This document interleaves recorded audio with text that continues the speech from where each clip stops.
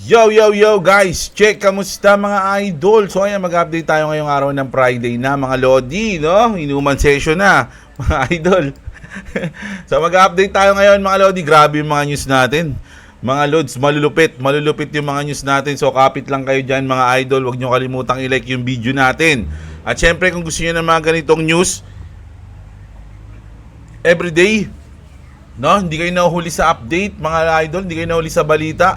Lahat ng crypto news, ayan, Picoin, XRP, lahat po mga idol, no? Basta mga trending sa crypto news natin is i-report ko sa inyo yan mga idol, no? So kung gusto niyo ng mga ganitong content, subscribe na kayo sa ating channel. Libreng-libre lang yan mga Lodi. At syempre like nyo yung video natin. Like lang yun mga idol no? So ito na. Dito muna tayo sa ating uy. Medyo naging green malupit nakita niyo yun mga Lodi, medyo nagkaroon tayo ng uptrend. So nagulat ako dito, kala ko ito yung Picoin natin, pala to. Si Ipman. Alam niyo ba pag natin yan, zoom out natin 1 week, grabe no, nagpump si Ipman. Baliktad yung Pi. Ba't kaya? No, ano kaya tong Ipman na to, mga Lodi, no? Tapos ito yung day, malaki pa rin siya sa day. Pero sa hours natin, may mga umaangat na po. May mga nag-uptrend na ng mga ibang coins, mga idol. No? So, ayan. Unahin natin news ngayon. Ano ba yan? Unahin natin news ngayon is Picoin, mga idol, no? Grabe naman yung mukha ni Madam. So, ito. Ano natin? Yan. Baguhin natin yung tsura ni Ma'am. So ito, si Cheng Diaofan, mga Lodi, no? Siyang founder ng Pi, isa siya sa mga founder ng Pi. Napakaganda ng sinabi niya dito. 4 minutes to, pero hindi na natin papanoorin. Pero ang ganda ng sinabi niya dyan. Kung gusto niyo panoorin, hanapin niyo lang to sa page nila sa Facebook, o meron kayong ex, punta lang kayo sa Pi Network na page nila. No? Ito yung pinakamalupit na ano natin. Kasi inano niya daw to Dinicode niya daw to mga Lodi. Sabi ni Woody Lightyear, mga Lodi, no? Pi Core Team always referred to March 14. March 14 daw kasi yung Pi Day, mga idol, no? As the beginning of the year in Pi, no? March 14. The New Year of Open Network refers to Pi Day ng 2025, which is March 14, 2025 daw mga Lods. No? Ayun yung sinabi dito mga idol, no? Si Cheng Diaofan literally just told everyone that power of Pi Network is coming on Pi Day, which is March 14, 2025. Hindi ko alam kung ano yung mangyayari doon, kung may event ba sa March 14, 2025. Pero ayun yung sinabi dito mga Lods, no? Ako mga idol, meron akong Pi, no? Meron akong 1,500 Pi, pero yung pwede ko lang i-migrate is nasa 205 ata. Tapos, ngayon, tinong tinignan namin ni boss, nakalock pala yung aking mga Pi. Nakalock pala. No? So, hintayin na lang namin yun, mga Lodi, no? So, ayan. Alam nyo kasi yung Pi sa akin, parang wala lang naman yan,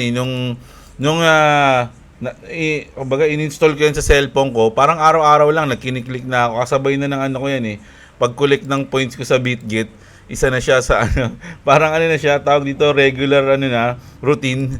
Regular routine ko na yun. Pag chine-check ko yung aking points sa BitGet, yung everyday rin yun parang daily reward sa BitGet. Tinitignan ko din yun sa Pi. So, sabay sila yung inaano ko, kiniklik. Mga Lodi, hindi ko naman talaga alam na talagang magkakaroon ng price yung Pi. Sa akin nga, parang wala lang yun, mga Lods Pero syempre, dahil nagkaroon, maswerte tayo. At marami nag-comment sa akin kahapon, di ba? Kasi nagano tayo, live natin tinignan. Marami nagko-comment doon, talagang ganyan ka ba mag-trade, ganyan. Pagkalabas pala, bumibili ka na.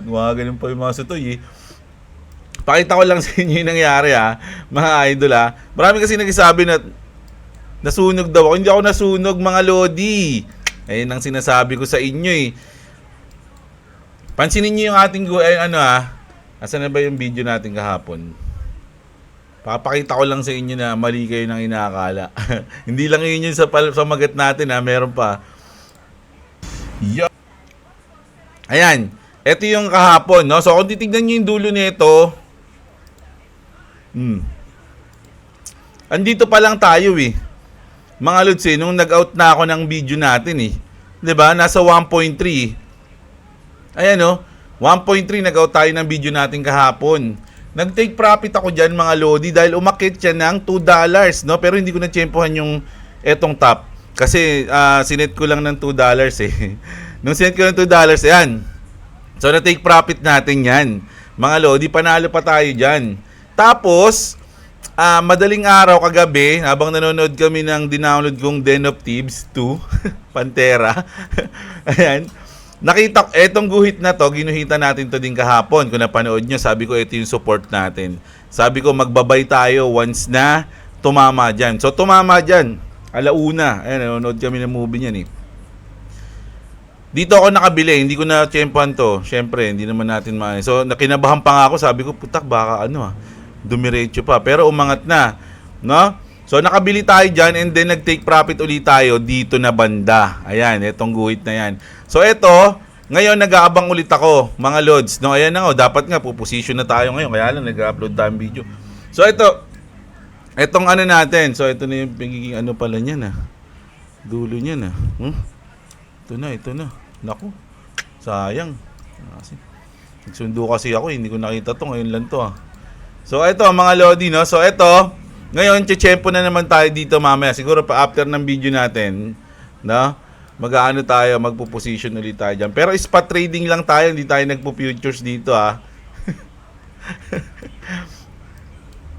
Spot lang tayo, mahirap mag-futures, mga idol, no? So, hindi tayo nasunog, panalo pa tayo. Yung 26 nating pie, 62 na ata yung pie ko ngayon, Dahil ganun lang buy sell lang tayo mga idol no? So ayan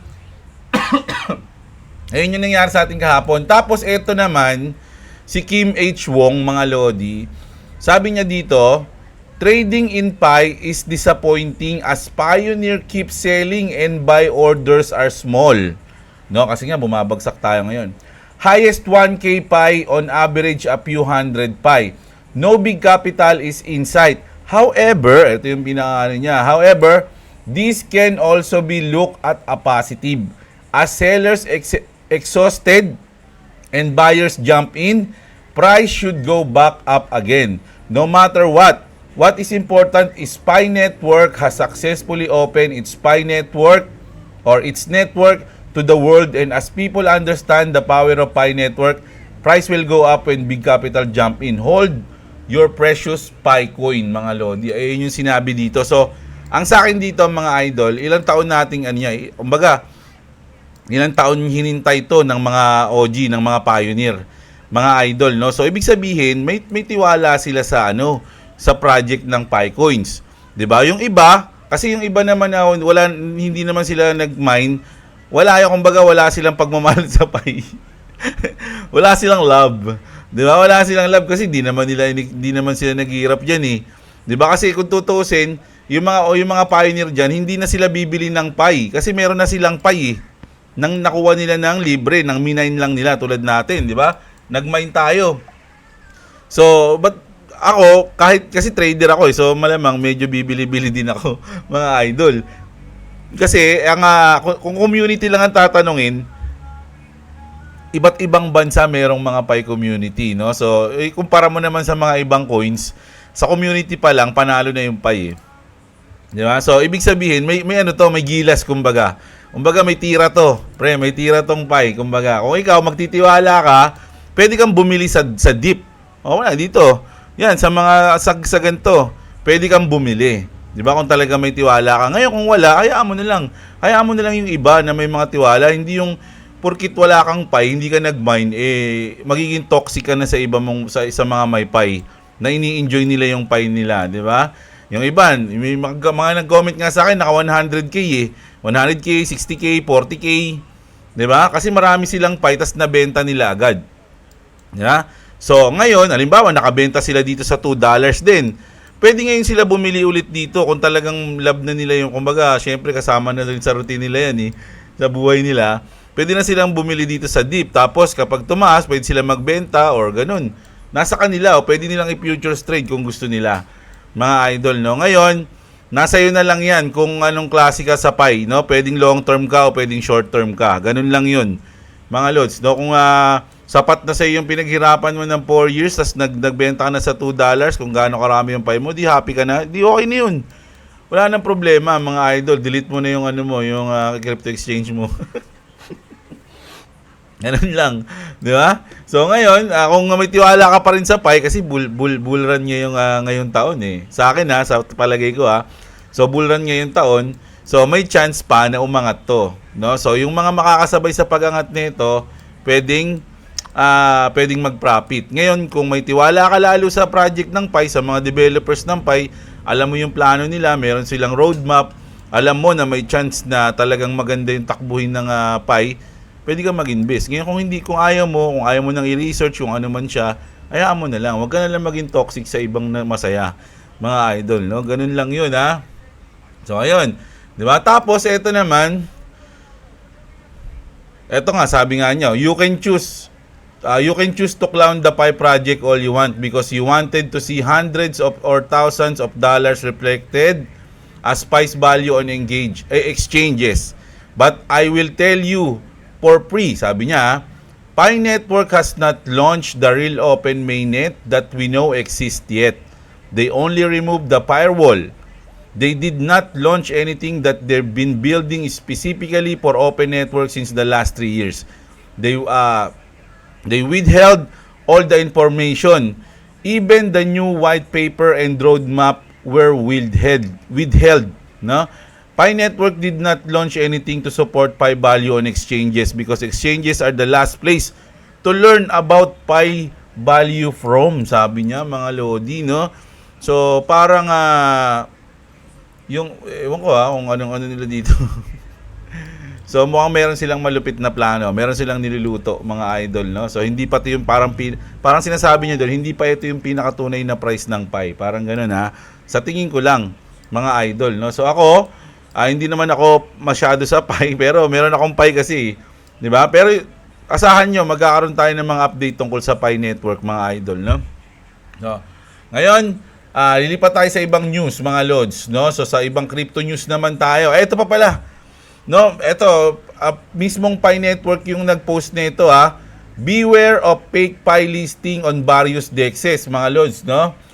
It is important to note that Pi trading pairs currently listed on all DEX are fraudulent and are likely to be part of a scam which result in loss to you. Pi Network strongly recommended that you refrain from participating in any current DEX trading pairs. If you choose to proceed despite this warning, you run the risk of being defrauded, mga lodi, defrauded. Receiving fake Pi and losing your money. Please refer to the KYBD services page on the Pi official website for verified business that integrate with Pi. We recommended that you only engage with business listed on this page. So, punta na lang kayo dito, mga lodi, sa mindpi.com. So, ito yan, itingnan lang natin. So, ayan. Ito lang yung mga legit, no, mga lodi, na makikita nyo. OKX, BitGate, Gate.io, Pionex. Kung sa mga ibang crypto exchange nakakita kayo ng Pi, ibig sabihin hindi yun mga idol, no? Baka ma-scam kayo, no? So importante pala tong news na to, mga lodi, no? So ito lang, list of KYB verified businesses. So OKX, BitGate, Gate.io, Pionex. So meron tayong BitGate link diyan sa baba. Sa mga gustong mag-trade o magbumili or mag-hold ng Pi sa crypto exchange, andyan yung link natin sa baba, mga lodi, BitGate link natin. Legit yan, no? Baka kasi mapunta pa kayo sa mga phishing site, no? So andyan yung link natin. Ayan, So solid yung news natin sa Pi ngayon, mga idol. And then Microsoft is preparing to host OpenAI GPT 4.5 kasi naglabas yung Grok ng Grok 3. Itong Grok 3. So ngayon naman, ChatGPT 4.5 as early as next week with GPT-5 expected in May, integrating the new O3 reasoning model for advanced AI capabilities, mga idol, no? So nag-upgrade na po lahat ng mga AI ngayon, no? Yung Grok kasi medyo advanced na sila ngayon dito sa X. Kung meron kang X, andyan yung Grok, pwede ng picture, magano ka, maganyan. So marami kang pwedeng gawin dito sa AI na yan. No, so ngayon, hindi rin papatalo yung ChatGPT. Meron din akong ChatGPT. So ayan. Tapos, eto bullish ha.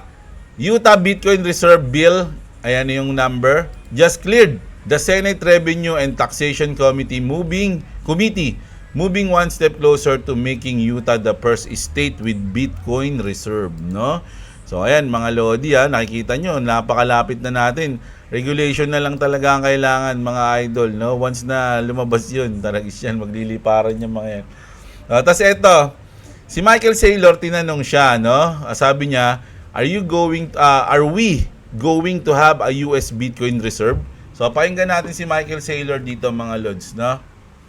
Going to happen. The way to think about Bitcoin is it's the most powerful. Ulit. Are we going to have a U.S. Bitcoin reserve? And when is that going to happen? The way to think about Bitcoin is it's the most powerful digital network in the world. It is cyber power. If you want to dominate the next 100 years, just like the last 100 years is based upon dominating sea power, firepower. So parang sinasabi lang kasi dito ni Michael Saylor na kung gusto mong i-dominate yung crypto, yung space, kailangan mo ng, ano sabi niya? Air power, space power, nuclear power.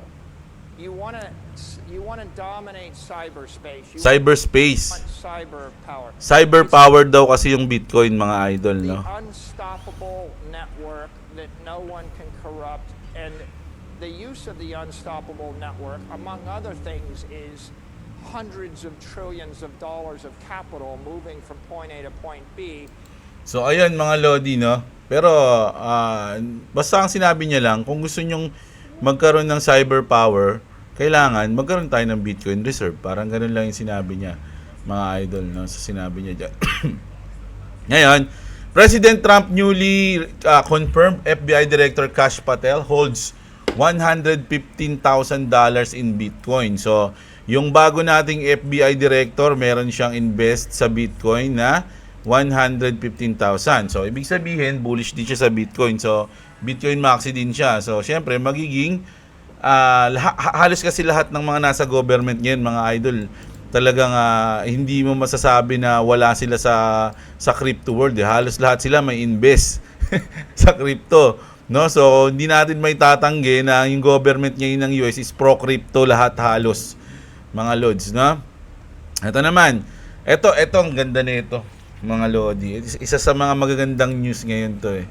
The SEC has approved Figure Markets Yield, the first interest-bearing stablecoin registered as a public security offering at 3.85% annual yield. So, mga lodi, pwede ka na mag-stake ng stablecoin, mga lods, no, dito sa parang in-approve to ng SEC, mga idol. Kasi yung iba, halimbawa ikaw nag-stake ka sa mga meme coins o kaya sa mga altcoins na medyo volatile, no? Syempre, parang napaka-risky, di ba? So ngayon, saan mo gusto mag-stake? Ito, stablecoin to. So para ka lang ano niyan para ka lang nakahiga lang diyan na wala. Kumbaga mas wala kang masyadong iisipin, no? Kapag sa stablecoin ka, nag-i-stake, no, mga lods. So may sobrang ganda nito, mga lodi. Ito nga yung naiisip natin na nagagawin natin. Halimbawa, nag-profit tayo ngayon sa crypto, kunyari ngayong cycle. So ang gagawin lang natin is mag-i-stake lang tayo ng stablecoin. No, kung gaano kalaki yung stablecoin na ini-stake mo, syempre, ganoon din kalaki yung percent. O kung 3.85%. So kung malaki yan, kung million yung sa'yo, di yung 3.85% nun yung annual yield na makukuha mo, di ba? So, napaka-solid nun, mga lodi, di ba? Para ka ng para ka ng may sariling paupahan nang walang maintenance. Nag-ano ka lang, nag-stake ka lang ng stablecoin. Ang dami nang gumagawa nito, mga lodi. Ang maganda lang kasi ngayon, in-approve na siya ng SEC, no? So, wala ka ng fear, di ba? So maraming nagko-comment sa akin dito, ginagawa na daw ito ng mga OFW. So kumikita na sila ng malaki, 'di ba? So ganun-ganun lang, 'di ba? So simple lang, walang nag-stake lang, panalo, stablecoin pa. Tapos ito naman, the European Central Bank unveils plans for a blockchain-based payment system, mga idol, no? So, gagamit na ng blockchain yung central bank ng European Central Bank. So, base payment system. So, ano gagamitin nila sa tingin nyo? It's either Bitcoin, Ethereum, o XRP. O, nasa inyo yan, ha? Mga Lodi. O, ito naman. The US SEC acknowledged 3 XRP ETF filing on one day, no? From Wisdom Tree, Canary Capital, and CoinShare. So, ito yun, ha? Mga idol, no? XRP ETF, no? 3 agad, no? Acknowledge agad natin yung 3 na yan. So, positive yan sa mga XRP Army. So, XRP surpassed Nike market cap. So, ang market cap ng Nike is 114 billion. Nasa 150 billion na po yung XRP. So, nahigitan niya na. Tapos dito naman, Wisdom Tree highlights XRP as the best performing large cap coin over the past year. So, ganito siya ka, grabe XRP mga Lodi. Sa iba, ang taas niya, di ba? 131%. Ethereum, 71% eh. No? Ayan. Tapos, National Bank of Saudi Arabia partners with Ripple, expanding XRP. So, grabe, ang dami ng partner na bangko ng XRP. Pero ba't siya dito mataas, di ba? So, nako. Alam nyo mga idol, itong XRP na to, sabi ko nga sa inyo, meron ako invest dyan. Na manggugulat na lang yan sa tingin ko eh. No, ito nga sabi dito mga Lodi, very interesting XRP. So sa Grok siguro to niya tinanong or sa mga AI app, no? A 25,000 XRP scenario would mean a market cap in the quadrillions na mga Lodi kung gusto mo magpresyo ng isang XRP is $25,000. Nako, grabe yan. Which sound extreme, di ba? So parang di ka panipaniwala yun. But if XRP underpins global liquidity movements, it's not impossible. Sabi, no, kaya daw yun. If fiat hyperinflation accelerates and institutions tokenize real-world asset on XRP ledger, we could see price levels that been unimaginable today. Sabi, no, parang hindi raw, hindi mo isipin na mangyayari, no, na ganun yung magiging price. If XRP truly becomes the backbone of global finance, cross-border settlements, the institutional liquidity, your numbers aren't just possible. There might even be conservative pa mga idol, no? So hindi pa siya bullish na sobra. Conservative pa yan, ha? So XRP yan, ha, mga Lodi. Magkano na XRP ngayon? $2. Magkano na XRP ngayon? Oh, yan, no? Yung bull plug natin, hintay natin. Hintay natin magwagi. Eto naman, tapos ng Altcoin Daily, si Matt Hogan, Bitwise CIO. I think there is a substantial demand for an XRP ETF. No? So, siya nagsabi niya na CIO ng Bitwise yan. So, alam niyo naman pag nagkakaroon ng ETF, mga loads yung isang coins, di ba? So, hindi na natin sasabihin na, alam niyo na yan, ha? So, eto naman, red alert is about to crash. XRP daw mga Lodi is about to crash. I'm panic selling everything.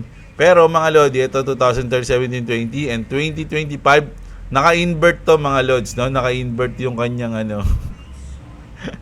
yung kanyang chart, no? Kung titignan nyo, ito yan, no? Zero dito, tapos ito pataas. So, may chance tayo kasi parang ang nangyari niyan, etong part ng 2013 is nandito ngayon, no?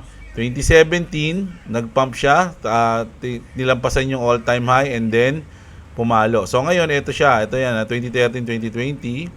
So ito, nilampasan niya ito yung all-time high niya ngayon. Ito yan. Ito. So nilampasan niya ngayon yan, which is dito, banda.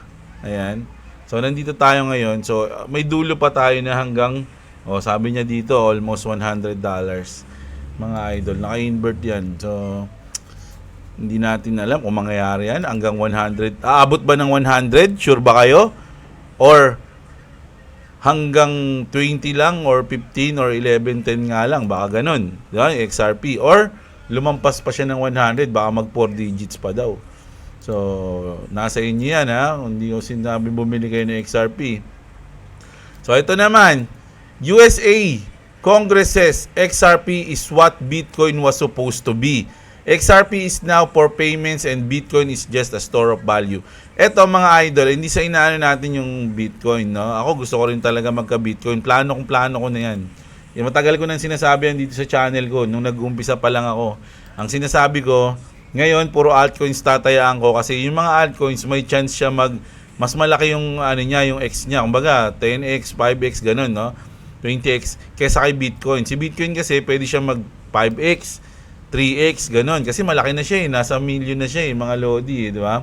So ang plano ko is mag-altcoins muna ako ngayon, and then once na mag-profit tayo ngayong bull market, next bear market, Bitcoin na yung bibili natin. Ganun yung plano ko, no? So, para sa akin, tama yung sinabi dito, maski si Vitalik Buterin, no, which is founder ng Ethereum, sinabi niya na hindi. Sinabi niya pala ang store of value, internet of value pala yun. Pero eto pala si Bitcoin, para sa akin, talagang store of value siya. Kumbaga para siyang gold. No, siya yung digital gold para sa akin, no? Pero si XRP yung fiat o yung money, parang digital money. No, siya yung nag-transact mga lodi or ginagamit payments, cross-border payments, siya yun, XRP. Bitcoin is just parang sa akin gold talaga siya. Kung gusto mo na parang nag-i-invest ka ng gold, ganun din, bumili ka ng Bitcoin, ganun, no? Kung gusto mong pera, XRP dapat. Ganun yun sa akin. No? Tapos si silver, Ethereum, no? Pwede. Mga lodi, no? So, ganun yun sa akin. Tapos eto, ang ganda na ito. Matagal na to mga lodi check nyo. Kilala nyo ba to? Si Ashton Kutcher to No? Naging asawa ni Demi Moore. Yes. Right? And so we do this thing called Sound Ventures. We invest in tech companies. Natin to. Sabi niya, we invest in tech companies, di ba? And so we found this very interesting tech company called Ripple that we're going to invest in, right? Okay, what is Ripple? So Ripple is basically a platform to allow people to transfer money from bank account to bank account, person to person, really securely, really simply, really quickly. Okay. So we found this company, we thought it was really, really interesting, and it runs on this stuff called XRP, which is a cryptocurrency, but basically it's just a way to get value from here to there, okay?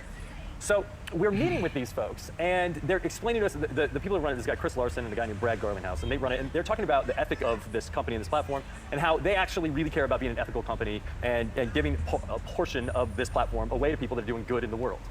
So it was around the exact same time that I ran into you on the beach, and you told me about this amazing birthday gift that you got from Porsche, and you explained to me that if you weren't doing this, that what you would be working on is that project, right? Yeah, I would be saving the gorillas, yes. You would be saving the gorillas, and everybody knows about this thing. So, but you never ask anyone for anything ever. And you said, at some point, I'm going to need some help with this. And I said, you're asking me for help. You never ask anyone for help ever. And at the same time, you called him. It was on your birthday. You called me on your birthday. I was like, wow, she's calling me on your birthday. Is everything okay? And you wanted to share with me this incredible story, the gift of a lifetime that Porsche gave you. And I promised you on that call that I'd be there to help you. And we are brothers, and we're here to help you. And so we talked to Chris and Brad, and we said, there's this amazing human being. And all they ever do is think about other people they can give to. Whether it's in New Orleans, whether it's in Montecito, whether it's the people that come here, the people out there, you're always thinking about everyone else. And we wanted to show you that people are thinking about you. So, on behalf of Ripple, we'd like to give you $4 million. Now,